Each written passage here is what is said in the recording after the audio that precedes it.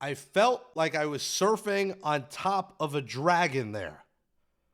Those were the words Pete Alonso said after his walk-off three-run homer on Sunday that ended the Mets' eight-game losing streak. You're watching Mets Daily. I'm your host, Jake Brown, at Jake Brown Live. Please smash that thumbs up right now. Hit that subscribe button and scan that code to become a Mets Daily Insider. Just $5 a month.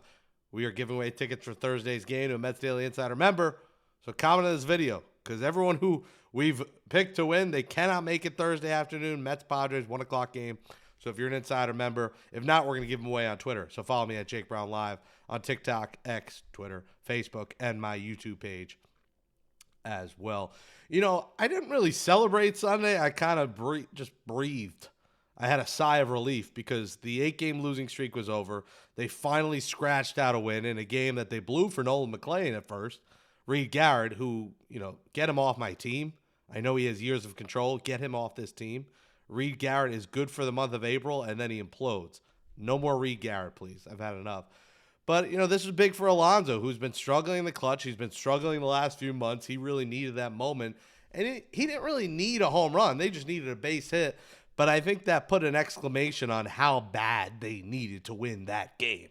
After blowing Saturday's game, which was infuriating, after Friday's game was over in the first inning when Jonathan gave up 6 runs and you feel bad for the kid, this team desperately needed a win. They got lucky with the scores going their way and them getting help from the Dodgers. We'll talk about the wild card standings in just a bit towards the end of the show today. But they got the help they needed. They had to help themselves, and they did that with a victory. Nolan McLean just continues to absolutely put up, historic numbers, essentially. What he's doing is almost unheard of so far this season. He continues to absolutely dazzle. 6 innings, 5 hits, 2 walks, 7 strikeouts. Again, giving up no runs. He continues to dominate for the Mets. And, it's crazy to think it, but Nolan McLean, you got to consider him for a playoff start. I mean, maybe even game 1. He's given the Mets innings. He's pitching well through 6 starts. He has the lowest ERA in Mets history, 1.19. The next guy on that list, Dylan G, then Tyler McGill, Steven Matz, and Ron Darling. So this kid has just been unbelievable, and maybe they called him up at the right time. They waited till he was fully developed, and, they worked on his pitch shapes, but he is dazzling, and he was a stopper when the Mets needed him most because what happened Saturday, was another tough one to stomach. You're up 2-0. They blow it again, this time in the 8th, 2-0 lead. Then the 9th, Diaz gives up a run. Bottom of the 9th, you're 90 feet away, and again, you don't come through. So that Saturday was the tail of the Mets season. Sunday was about to be. Ryan Stanek with a monster scoreless 10th inning. Out of nowhere, he was fired up. And then Alonso, after they intentionally walk Soto, hits that homer, and it felt good to win that game. Pete Alonso is the big topic of discussion. I had a controversial tweet that had kind of blew up on Twitter, on X. On Saturday, I said Pete Alonso and Jeff McNeil should be gone this winter.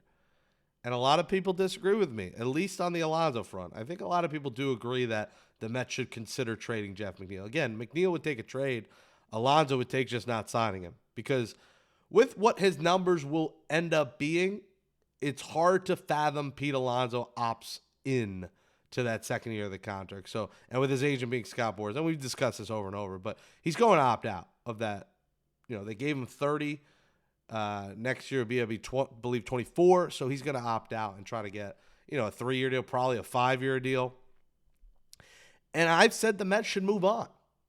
I think you consider a short-term offer just because of what he's meant to the franchise. But after Saturday, I think me and everyone else felt like they're done. And obviously they got some scores that helped them and they won on Sunday. So you're like, all right, we're back. And that's what the Mets do. And that's what baseball does in general. It's a roller coaster ride. And, they're off today and the Padres come to town tomorrow. But, you got to think about what's happened since 2019. The 2 constants, well, I guess if you want to say 3, Brandon Nimmo as well. But again, Brandon Nimmo's contract, untradeable. 5 years, $102.5 million remaining. Nobody's going to touch that deal. The Mets aren't going to eat half of that. They're not going to eat $50 million to get rid of Brandon Nimmo. I don't think they're desperate to get rid of Brandon Nimmo, But what you can control is Jeff McNeil's 1 year and Pete Alonso's no years. And to me, McNeil and Alonso have been here since 2019. And since 2019, the Mets have not won a pennant. And the expectations are higher now than they used to be. Making the playoffs is not good enough. They made it once in 2022, lost in the wild card round. And last year they made it. But listen, last year, yes, Alonso's homer in the playoffs saved their season. But the reality is he was terrible all of last season, the regular season. And it's when Jose Iglesias came up and kind of gave them a spark that the team turned it around, where he hit 330, played dazzling defense. He had OMG.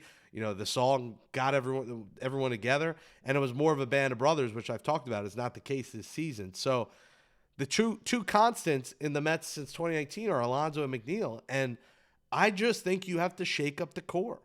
And I know that people are going to say, how are you going to get rid of the home run king? And especially everyone today. Look, eat your words. Look what he did yesterday. It's one game. Let's calm down. But I consider a short-term offer, but I don't think David Stearns is touching a long-term offer. You saw him not do it last year. I don't think he's going to do it this year. So I think they'll give him an offer. But if Alonso gets bigger offers and more years elsewhere, I think he's out of town and he's no longer a Met. And I disagree with the fans who say they're quitting on the team because of one player if he goes. Because tell me, have the Mets won a championship? Have they won a pennant with him here? No. And I'm not blaming him, but he's been the core. Him and McNeil, and they haven't won shit. The goal is to start championships now. It's not fun polar bears, home runs, and making the playoffs. It's winning a fucking championship. And if that's not your goal, why are you a fan? You're not a fan for Pete Alonso. You're a fan of the New York Mets. So, and I know I'm not going to go on and on because this is going to be a topic all off season. We'll continue talking about it, but it has come up, and I would consider a short-term offer, but I wouldn't give him long-term. And I guarantee you, there's replacements.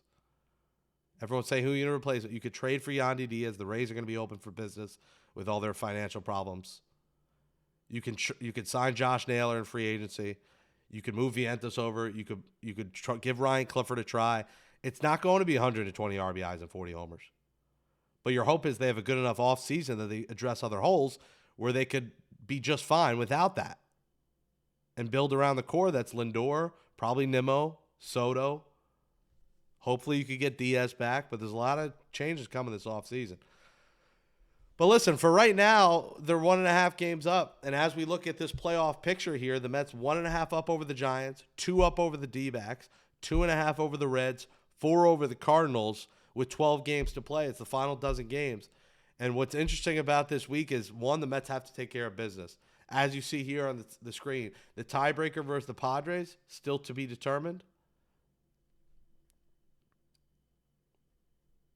The tiebreaker over the D-backs is still to be determined.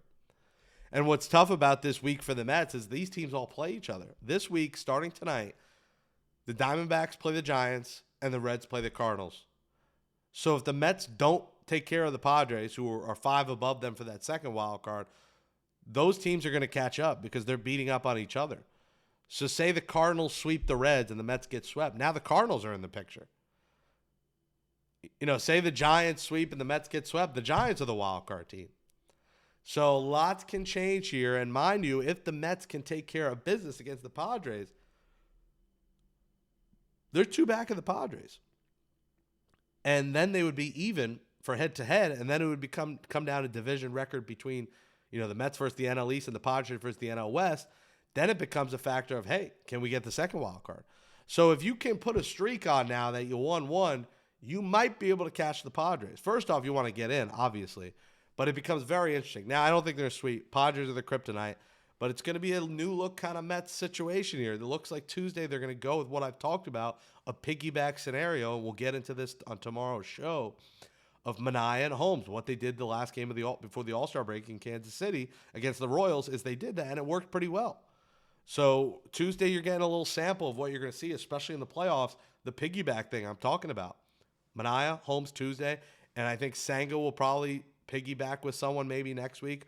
Maybe it's Tong and Senga piggybacking, but Senga had a great outing in rehab. I think there's a chance they just say, you know what, he looked good, let's bring him back, or they give him one more start and then he's back. But Senga's coming back here, and he deserves a chance to come back. So the wild card's getting tight. As you see, the tiebreakers are interesting, and it's a tough schedule ahead and a big week for the Mets. You're watching Mets Daily. Scan that code to become a Mets Daily Insider member. Follow me at Jake Brown Live. Please smash that thumbs up. Let us know in the comments. Are you back in because of the win on Sunday?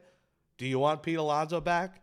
Do you think the Mets get a wild card spot? We want all your answers in the comments below. Thank you so much for watching. Mets Padres tomorrow. We got a lot to talk about tomorrow. The piggyback situation. We'll preview the Padres series and the return of Candelita. Oh my God. Let's go Mets. We'll talk to you tomorrow. Thanks for watching Mets Daily.